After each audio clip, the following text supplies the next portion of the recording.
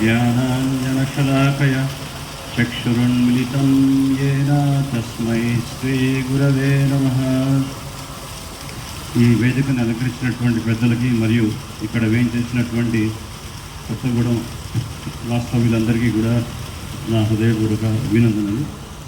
ఈరోజు నాకు ఈ అవకాశం ఇచ్చినందుకు నేను ఎంతో గొప్పగా ఈ అవకాశాన్ని స్వీకరిస్తున్నాను మన ధర్మం గురించి చెప్పడానికి. ముఖ్యంగా మనం మన ధర్మాన్ని సనాతన ధర్మం అంటాం. సనాతన ధర్మం అంటే ఇది ప్రతి ఒక్కరికి వర్తించేటటువంటి ధర్మం. ఈ సనాతన ధర్మానికి ఆది లేదు, అంతం లేదు. ఈ భూమి ఎప్పటి నుంచి పుట్టిందో అప్పటి నుంచే ఈ సనాతన ధర్మం ఉంది. ఎంతమంది ఒప్పుకుంటారు? ఒకసారి చదివేతండి. Very good. అసలు ధర్మం అంటే ఏంటి? ధర్మాన్ని ఎవరు సృష్టించారు?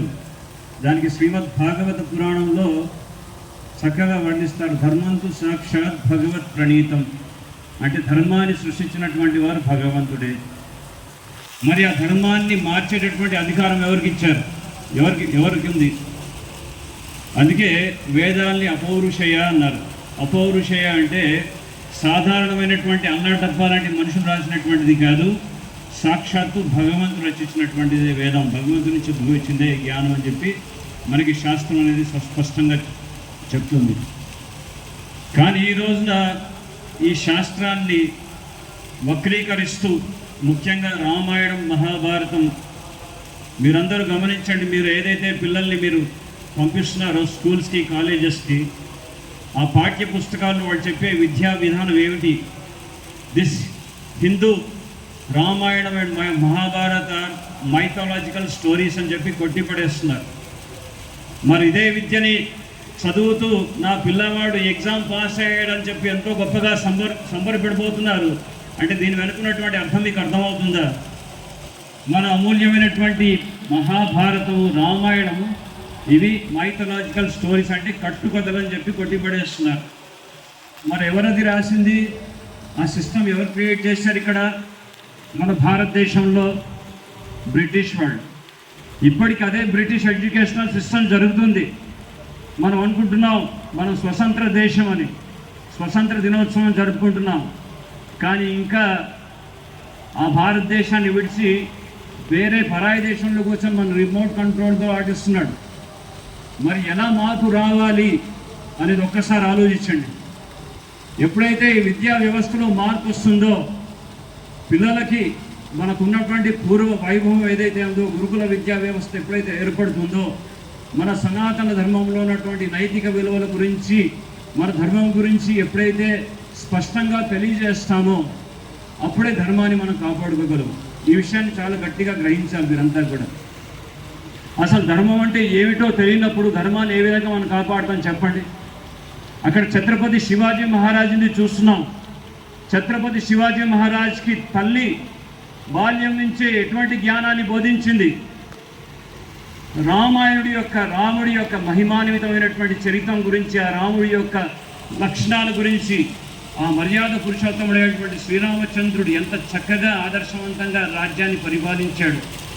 ఒక రాజే కాదు, రాజర్షిగా ఏ విధంగా ప్రజల యొక్క సంక్షేమం కోసం పాటుపడాలి, ధర్మాన్ని ఏ విధంగా ఆచరిస్తూ ధర్మ మార్గంలో ఏ విధంగా ప్రజల్ని నడిపించాలి అనేది రామాయణం నుంచి ఆ తల్లి శ్రీరామచంద్రుడి యొక్క గుణగణాల్ని వర్ణిస్తూ ఛత్రపతి శివాజీకి బోధించింది. కనుక ఛత్రపతి శివాజీ అంత గొప్ప మహాసామ్రాట్ అయ్యాడు, అంత గొప్ప రాజు అయ్యాడు. ఇప్పుడు ఛత్రపతి శివాజీ తర్వాత ఎవరైనా గొప్ప క్షత్రియుడు ఉన్నాడంటారా మన భారతదేశంలో? మరి ఎవరు? అలాంటి వాళ్ళని మనం తయారు చేసుకోవాలంటే ఏం చేయాలి? ముఖ్యంగా మన శాస్త్రం మీద మన దృష్టిని కేంద్రీకరించుకోవాలి. ఈ రోజున మన భగవద్గీత, భాగవతము, రామాయణం, మన పురాణాలు, మన ఇతిహాసాలు ప్రతి ఇంట్లో చేరుతున్నాయా లేదా?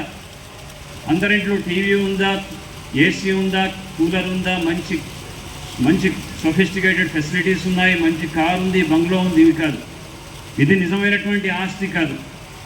మన భారతదేశం అనేది వేద భూమి, తపోభూమి. ఇక్కడ తపస్సుకి ప్రాధాన్యత ఇచ్చారు, లగ్జరీస్ కాదు, టెక్నాలజీ కాదు. ఒకప్పుడు భారతదేశాన్ని సోనేకా చెడియా అన్నారు, ఎందుకంటే కృషి ప్రధానమైనటువంటి దేశం. వ్యవసాయానికి ప్రాధాన్యత ఇచ్చారు, టెక్నాలజీకి కాదు. సరళమైనటువంటి జీవితాన్ని ఏ విధంగా అవలంబించుకుంటూ ఉన్నతమైనటువంటి చైతన్యాన్ని ఏ విధంగా పెంపొందించుకోవాలనేటువంటి ఆ ఋషులు మనకి ఈ జ్ఞానం ఇచ్చారు. కానీ మనం పాశ్చాత్య దేశాల పట్ల మక్కువ చూపిస్తూ మన సరళమైనటువంటి జీవితాన్ని మనం వదిలిపెట్టేశాం. మనం ఎంతో పురోగతి సాధించామని చెప్పి గర్విస్తున్నాం, కానీ మనం మన సంస్కృతిని మన సాంప్రదాయాన్ని వదిలిపెడుతున్నాం.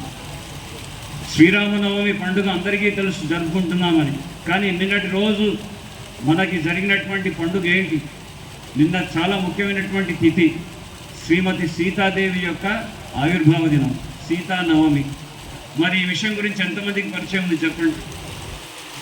ఈ రోజున మన భారతదేశంలో మన పండుగలు, వాటి వెనుక ఉన్నటువంటి ఆ చరిత్ర ఏంటో ఈ తరంలో ఉన్నటువంటి వారు మళ్ళీ నెక్స్ట్ తరానికి అందించకపోతే మన పండుగలన్నీ కూడా అడుగంటుకు పోతాయి. అప్పుడు ఒకటే పండుగ వెళ్తుంది, ఆఖరి నెల ఆఖరిలో హ్యాపీ న్యూ ఇయర్ అంటారు. హ్యాపీ న్యూ ఇయర్ అసలు మన పండుగ చెప్పండి? పాశ్చాత్య దేశంలో జరిగేటటువంటి న్యూ ఇయర్ని మనం ఇక్కడ సంబరాలుగా జరుపుకుంటున్నాం. మరి మన ఉగాది పండుగ గురించి, విశిష్టత గురించి ఎవరైనా చెప్పుకుంటున్నారా? సో ఇటువంటి మన నైతిక విలువల గురించి మనం పిల్లలకు అందించకపోతే మన భారతదేశం ఎటువైపు ప్రయాణం చేస్తుందో ఆలోచించండి. గర్వసే కహో మే భారతీయు అంటే సరిపోదు. గర్వసే కహో భారతీయు అంటే నిజంగా మన భారత సంస్కృతిని మనం అర్థం చేసుకోవాలి. మనం ఇందాక గురుగారు చెప్తున్నారు తల్లిని గౌరవించాలని. తల్లి ప్రధానమైనటువంటి గురువు, శిశువుకి మొట్టమొదటి గురువు తల్లి. అందుకే మాతృదేవో భవ, పితృదేవో భవ, ఆచార్య దేవో భవ అని చెప్తున్నారు. చాణక్య పండితుడైనటువంటి ఒక గొప్ప మహా పండితుడు ఆయన ఏం చెప్తారంటే మనందరికీ కూడా 7 తల్లులు ఉంటారని చెప్తున్నారు. ఆత్మమాత అంటే మనకు శరీరానికి పోషణ ఇచ్చినటువంటి తల్లి, మనకు జన్మనిచ్చినటువంటి తల్లి. గురువుర్ పత్ని, ఎవరైతే మనకి ఆధ్యాత్మిక జ్ఞానాన్ని, ఆధ్యాత్మిక సంపదను ఇచ్చేటటువంటి గురువు యొక్క పత్నిని గురుమాతగా మనం పూజిస్తాం. రాజపత్నిక, మనకి ఎవరైతే సంరక్షణ చేకూరుస్తాడో అటువంటి రాజు యొక్క భార్యను కూడా రాజమాతగా మనం గౌరవిస్తాం. అలాగే ధేనుర్ధాత్రి తథా పృథ్వీ అన్నారు. ధేను అంటే ఆవు. మన సనాతన ధర్మంలో మనిషి పుట్టినప్పటి నుంచి తుది శ్వాస వరకు గో యొక్క ప్రమేయం లేని ఎటువంటి సంస్కారం అనేది నిలబడదు. మరి అటువంటి గోవు సంరక్షణ గురించి మనం ఎంతవరకు ఆలోచిస్తున్నాం గుర్తుపెట్టుకోండి. ఈరోజు గోవు వీధుల్లో ప్లాస్టిక్ వేస్తుంటే మనం పట్టినట్టుగా ఉంటున్నాం. మీకు అందరికీ తెలుసా, మన భారతదేశాన్ని పడగొట్టడానికి, మన సంస్కృతిని సమూలంగా నాశనం చేయడానికి మొట్టమొదటి ఆక్రమణ ఎక్కడ జరిగింది? మన విద్యా వ్యవస్థ మీద, తర్వాత గోమాత మీద. కలిపురుషుడు కూడా మొట్టమొదటి ఆక్రమణ చేసింది ఎక్కడ? గోవు మీద. ఎందుకంటే గోవును కనుక తొలగించినట్లయితే మన సనాతన ధర్మాన్ని వేళ్లతో త్రికిలివేయచ్చనేటువంటి విషయం వాళ్ళందరికీ తెలుసు. అందుకే గోవు నుంచి మనని క్రమక్రమంగా దూరం చేశారు. గోవు పాలు తాగితే అది వేడి అని చెప్పేసి గోవు నుంచి మనం దూరం చేశాం. కానీ గోవు యొక్క ప్రమేయం లేనిది మనకి ఎటువంటి పూజా పునస్కారం ఏదైనా జరుగుతుందా? మనం యజ్ఞం చేయాలంటే గోవు యొక్క వృతం కావాలి. ఏ సంస్కారమైనా సరే గోవు యొక్క ప్రమేయం లేని ఎటువంటి సంస్కారం మనం నిర్వహించలేము. మరి అటువంటి గోవుని కాపాడాల్సినటువంటి బాధ్యత ఎవరిది? మనందరిది కూడా. ఎప్పుడైతే గోవు రక్షించబడుతుందో మన సంస్కృతి, మన సాంప్రదాయం నిలబడుతుంది. ఈ విషయాన్ని గుర్తుపెట్టుకుంది. సో ఈ విధంగా ధేనుర్ధాత్రి తథా పృథ్వీ సప్తయిత మాతర స్మృత అని చాణక్య పండితుడు చెప్తున్నాడంటే గోవు కూడా మనకి తల్లితో సమానం.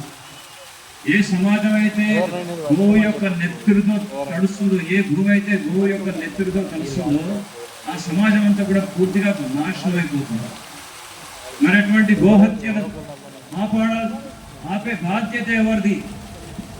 మనం గోవుని తల్లిగా గౌరవిస్తూ పూజిస్తున్నటువంటి గోమాతని వధిస్తుంటే, కబేడాలకు తరలిస్తుంటే పట్టణమైనటువంటి విధంగా మనం కూర్చున్నామంటే మనం గర్వసే కహో భారతీయ అంటే సరిపోదు. అక్కడ మనందరం కూడా ఐక్యమత్యంగా సమిష్టిగా కృషి చేస్తేనే అది సాధ్యపడుతుంది.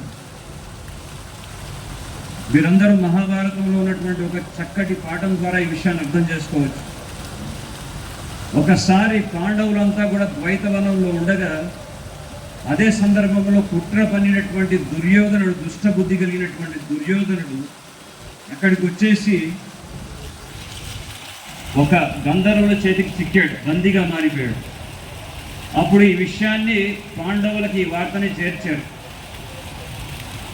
అప్పుడు భీమసేనుడు అంటాడు, భలే భలే మంచి జరిగింది, ఈ దుష్ట దుర్యోధనుడికి తగిన శాస్తి జరిగింది, అసలు ఆ పని మేమే చేయాల్సింది కానీ ఆ గంధర్వులు అతన్ని నిర్బంధించారు అని చెప్పి భీముడు ఆ విధంగా సంబరపడిపోతుంటే అప్పుడే ధర్మాన్ని ఎరిగినటువంటి ధర్మరాజు ఒక విషయాన్ని సూచిస్తూ ఏం చెప్పాడంటే,